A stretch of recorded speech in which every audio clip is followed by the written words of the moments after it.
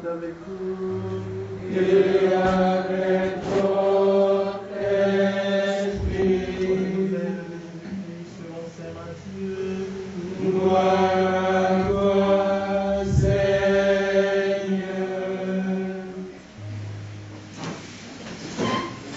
En ce temps-là, Jésus appela ses 12 disciples et leur donna le pouvoir d'expulser les esprits impurs et de guérir toute maladie et toute infirmité.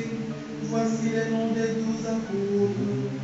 Le premier, Simon, nommé Pierre, André, son frère, Jacques, fils de Zébédée, et Jean, son frère, Philippe et Barthélemy, Thomas et Matthieu, Nicolas, Jacques, fils d'Alphée et Thaddée, Simon le Zélote et Judas l'Iscariote, celui-là même qui le livra.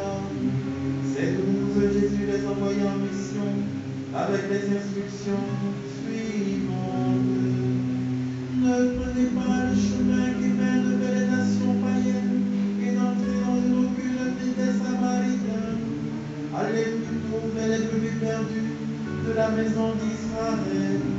Sur votre route, proclamez que le royaume des cieux est tout proche. Frères et sœurs, nous acclamons la parole de Dieu.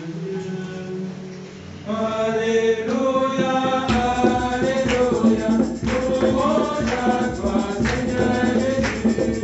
Alléluia, Alléluia, louange à toi, Seigneur Jésus. Alléluia, Alléluia, louange à toi, Seigneur Jésus.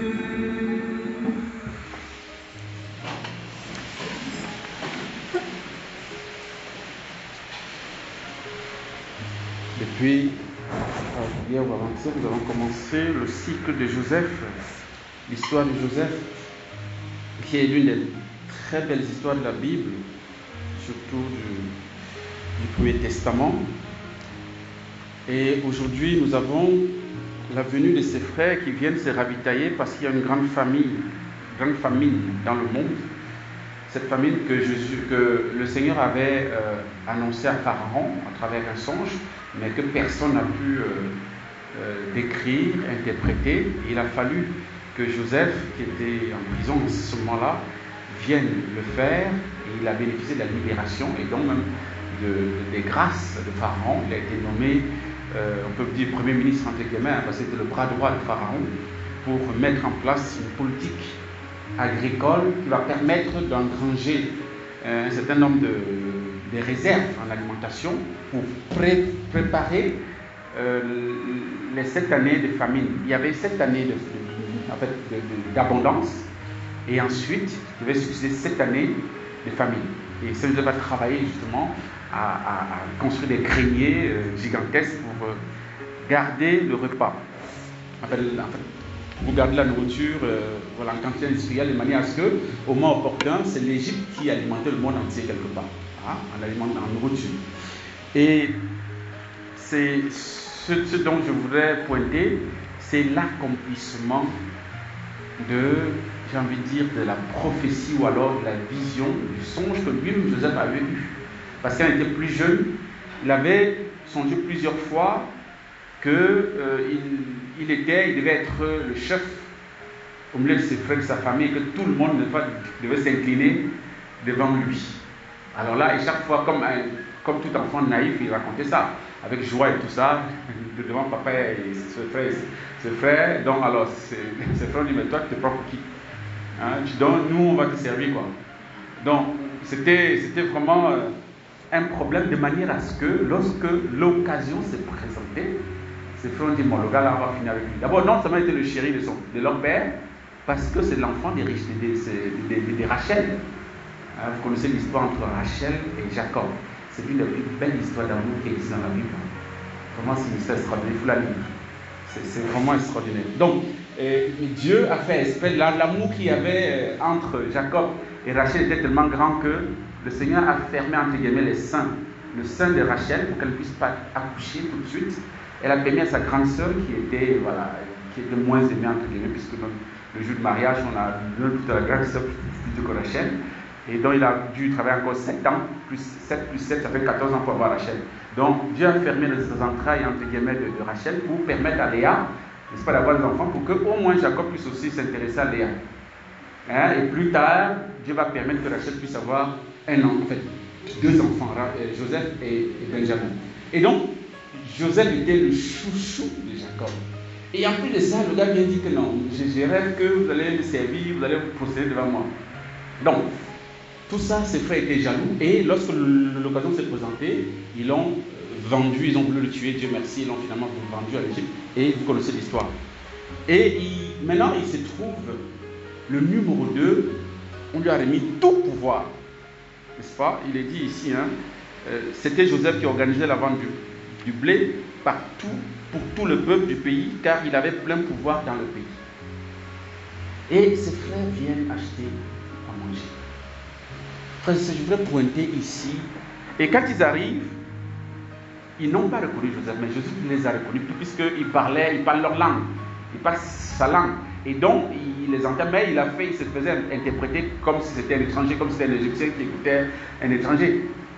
Et quand ils sont arrivés, ils sont tous prosternés devant lui. L'accomplissement de la prophétie de Dieu. Après combien d'années? Et après quel parcours, frères et sœurs? Parce que nous, quand nous recevons peut-être une parole, ou alors si nous avons une certitude que le Seigneur nous donne telle chose, nous voulons ça tout de suite et maintenant. Nous ne savons pas à quel moment le Seigneur a décidé de nous donner telle ou telle chose. Nous sommes pressés. Et lorsque, par exemple, si on se trouve comme Joseph vendu, on va dire, oh, c'est fini, ma prophétie là, c'est fini. Toutes les promesses qu'on a prises sur moi là, c'est fini. C'est tombé dans l'eau, m'a vendu. Hein? Ça va plus s'accomplir. Mais on est comme ça.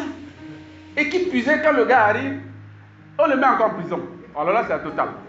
Mais c'est quelle prophétie qui va s'accomplir en prison? D'abord, ses frères, il est à l'étranger, et puis ses frères sont loin. Là où Dieu lui a dit, les frères vont se procéder devant toi là. Et ses frères sont dans notre pays, lui il est à l'étranger, maintenant il se trouve en plus en prison. Mais Joseph n'a jamais cessé de faire confiance à son Dieu. Il est resté fidèle. Il aurait pu se révolter lorsqu'il a été vendu par ses frères, et lorsqu'il a eu ce Potiphar, et que sa femme tombe amoureuse, n'est-ce pas, de lui, il aurait pu céder aux avant de sa femme en disant, mais Dieu l'a abandonné, il m'a dit un truc, et puis finalement, je me trouve ici, donc à nous aller quoi, donc on fait ce qu'on veut. Non, il est resté fidèle jusqu'au bout. Non, je ne sais pas, et c'est pour ça qu'il est là en prison. Et même quand il est allé en prison, frères et sœurs, souvenez-vous, l'un des geôliers, en fait, pas l'un des geôliers, l'un des prisonniers qui était avec lui, a fait un rêve. Et quand Joseph interprète, leur a dit, tu seras libéré bientôt, tu seras échanson de Pharaon. Tu seras promu échanson de Pharaon. Et il lui a dit, quand tu seras là-bas, pardon, souviens-toi de moi. Le gars est arrivé là-bas, il a oublié. Il était tellement dans l'opulence qu'il a oublié Joseph.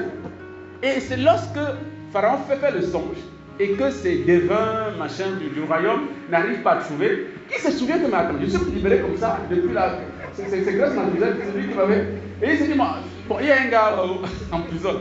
Et c'est comme ça que le bon Dieu, par les chemins sinueux, parfois impossible pour l'homme, incroyable, accomplit sa promesse en son œuvre. Les années ont passé, frères et sœurs. Dieu n'a pas oublié ses promesses. Il a accompli ses promesses en son œuvre. Ses frères arrivent, ils se prosternent. Ah! Voilà l'accomplissement. Et quand il exige qu'on va chez, parce qu'ils ont dit qu'il y a un frère qui est resté, Benjamin, on va lire ça, je crois, demain ou après-demain. Quand tout ça arrive, tout le monde est par terre, devant lui. Frères et sœurs, ne soyons pas pressés. J'écoutais une fille récemment qui me disait, elle a reçu une parole du Seigneur, ça fait environ 5 ans, sur elle et sur une de ses amies. Et c'est il y a moins de 2 semaines que c'est en train de s'accomplir. 5 ans. En fait, ça s'accomplit pour sa camarade. Pour elle, encore elle attend. Pour elle, encore elle attend. 5 ans. Dieu n'est pas comme nous, frères et sœurs. Il n'a pas de montre. Dieu est Dieu. Nous, on est là, Seigneur, moi, j'ai mon âge. On est là, t'es en train de... Non, frères et sœurs. Le plus important pour nous, c'est de rester dans l'intimité du Seigneur. Ce n'est pas quitter sa face. Ce n'est pas quitter sa face. Ne quittons jamais sa présence parce que nous sommes fâchés, nous sommes énervés. Non. C'est la bêtise à ne pas faire. Dieu sait pourquoi il permet telle épreuve dans ta vie. Il permet tel échec dans ta vie. Il sait. Il est Dieu, il est sage. Il est la sagesse même. Entre toi et Dieu, il y a match. Mais tu boules par rapport à Dieu. Pourquoi? Tu comptes sur quoi? Mon frère, ma soeur, tu comptes sur quoi? Mais non. Mais tous les jours, même dans les échecs du Seigneur, j'ai confiance. J'ai confiance. Quoi qu'il arrive, j'ai confiance. Et tu ne seras pas déçu. Comme Joseph en a vécu, on a bénéficié de cette fidélité du Seigneur, n'est-ce pas, dans sa vie. Et nous avons dans l'évangile l'appel. Hier, on entendait dans l'évangile comment Dieu disait priez, la moisson est abondante, les ouvriers sont peu nombreux. Priez le maître de la moisson qu'il envoie des ouvriers à sa moisson. Et aujourd'hui, on a l'accomplissement de la prière. C'est-à-dire qu'on est au chapitre 9, là, on est au chapitre 10. Non, au chapitre. Je vais mettre le passage. Oui, on est au chapitre 10 de Matthieu, là où il appelle les 12 à le servir. Il les institue comme apôtres. Et le Seigneur choisit des gens assez disparates qui, dans la vie normale, n'auraient jamais accepté de cohabiter ensemble. Et on a Pierre et son frère André, bon, disons que là encore ça va, ils sont dans la même famille. On a Jean et Jacques, encore là sont les frères, il n'y a pas de souci. Mais il y a Philippe, Barthélemy, je crois qu'ils sont amis, Thomas et le jumeau, et Matthieu le publicain.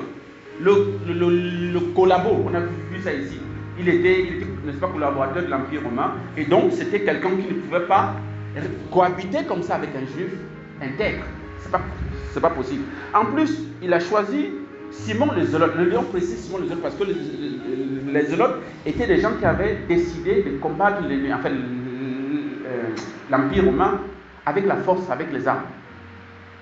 Donc c'était un rebelle, les rebelles quoi. Mais le Seigneur l'a béni. Donc et puis il y a Judas qui, voilà, le gars qui aime l'argent quoi. Donc il les a mis tous ensemble et bon, il les choisit, il les institue comme apôtres et il les envoie en mission. Vous avez peut-être écouté, peut-être avec étonnement, il dit ne prenez pas le chemin qui mène vers les nations païennes et n'entrez pas dans aucune ville des Samaritains. Jésus circonscrit le lieu de la mission. N'allez pas chez les païens, allez chez les brebis perdues d'Israël. On peut dire, mais donc, est-ce que les nations païennes ici sont exclues? Est-ce que, voilà, qu'est-ce que Jésus... Mais il y a une mission derrière, frères et sœurs, c'est leur première mission. Ce sont des néophytes, ils viennent d'être institués, ils viennent d'être apôtres. Donc, voilà, le Seigneur leur donne, c'est un test. Il ne faut pas les envoyer n'importe où, sinon ce sera terrible, ils vont gâter tout. Mais attends, je ne sais pas si vous vous souvenez, Jacques et Jean, une fois, ils étaient de passage en Samarie, et Jésus les a envoyés demander l'hospitalité dans un village. Non, en fait, ils étaient en chemin, et puis les gens ont envoyé les gens pour dire à Jésus et à ses disciples, non, il ne faut pas passer chez nous, j'ai une autre voie. Et Jacques et Jean ont demandé à Jésus, donne la permission, on va faire descendre le feu sur terre, il va finir avec eux. Jésus a dû les calmer que non, reste tranquille, pardon, il ne faut pas faire ça. Vous voyez? Donc, imaginez qu'il envoie les gens comme ça chez le païen. Première mission, mais c'est gâté. Mais c'est gâté. Donc, Jésus est pédagogue, Jésus sait, il est sage. Il dit non, les gars, pardon, allez d'abord chez vos frères juifs. Parce que là, au moins, vous pouvez vous entendre. Hein? Mais si vous allez chez le païen, là, vous allez gâter l'histoire là. Donc, en fait, c'est ça. Et puis, autre chose, il les enverra chez les nations païennes à quel moment? À la Pentecôte. Attendez l'Esprit Saint. C'est l'Esprit Saint qui va vous aider à savoir être des missionnaires chez des étrangers. Sans l'Esprit Saint, c'est foutu. Ce sera le gaspillage. Et nous devons, frères et sœurs, aujourd'hui, toujours nous souvenir que Dieu, il sait pourquoi il nous place quelque part. Il n'est pas bête. Il sait pourquoi il permet telle chose dans notre vie. Il n'est pas bête. Je disais à quelqu'un, il n'y a pas longtemps, Dieu ne permet pas une épreuve qui soit supérieure à nous, à nos forces. Il donne toujours la grâce. C'est quand on ne prend pas sa grâce que la situation nous écrase. Mais quand on prend les moyens de la grâce, quand on compte sur lui, quand on crie au secours, Dieu nous donne la grâce de surmonter l'épreuve, quelle qu'elle soit. Quelle qu'elle soit. Ne doutons jamais. Dieu, en fait, je ne sais pas comment vous expliquer, mais moi j'ai un de mes fils là qui a eu un travail. Il était très heureux. Il avait des projets extraordinaires. Il a eu un travail. Une semaine après, il a perdu le travail. Alors là, le gars est rentré dans la dépression. Zéro prière. Lui, quelqu'un qui était fidèle à son rosaire tous les jours. Il a dit, Vierge Marie, c'est fini à l'école. Il a arrêté. Plus de messe, plus de machin. Non, le gars a arrêté. Je lui dis, mon ami, donc ta relation avec Dieu là, c'est par rapport à quoi? C'est pas pour matériel, c'est pas pour ce qu'il te donne. Vous voyez? Donc, il faudrait que, si Dieu a permis que tu fasses ce travail, c'est pourquoi. Il sait, c'est lui seul ça, je ne sais pas, je n'ai pas de réponse. Mais il sait pourquoi tu as perdu ce travail. Ne le quitte pas, ne l'abandonne pas, ne laisse pas sa main. Tu vas aller où? Dis-moi, tu vas aller où? Donc, frères et sœurs, prenons conscience vraiment de cela, quel que soit le temps que ça peut durer, l'accomplissement des promesses du Seigneur sur nous, ça arrivera. Et ça vient de lui, ça arrivera. Nous n'avons pas fait le forcing. Veillons à être fidèles à lui. Et le reste est sûr. D'accord? Demandons cette grâce au cours de cette messe. Et que le Seigneur nous visite. Nous fêtons Saint Joseph aujourd'hui. En fait, nous faisons mémoire de Saint Joseph. Voilà, c'est le saint patron de l'impossible. Nous pouvons tout lui demander. Il est dit, si on a donné le pouvoir aux apôtres de guérir toute maladie et toute infirmité. Le pouvoir d'expulser les esprits mauvais, de guérir toute maladie et toute infirmité. Les infirmités, on peut les élargir à soi. Tu cherches du boulot, tu cherches une promotion professionnelle, tu cherches un enfant, tu cherches un époux, tu cherches un mari, tu cherches une femme et tout ça. Voilà, tout ça on peut demander à Saint Joseph. On peut lui demander au cours de cette messe qu'il réalise l'impossible dans notre vie. Amen.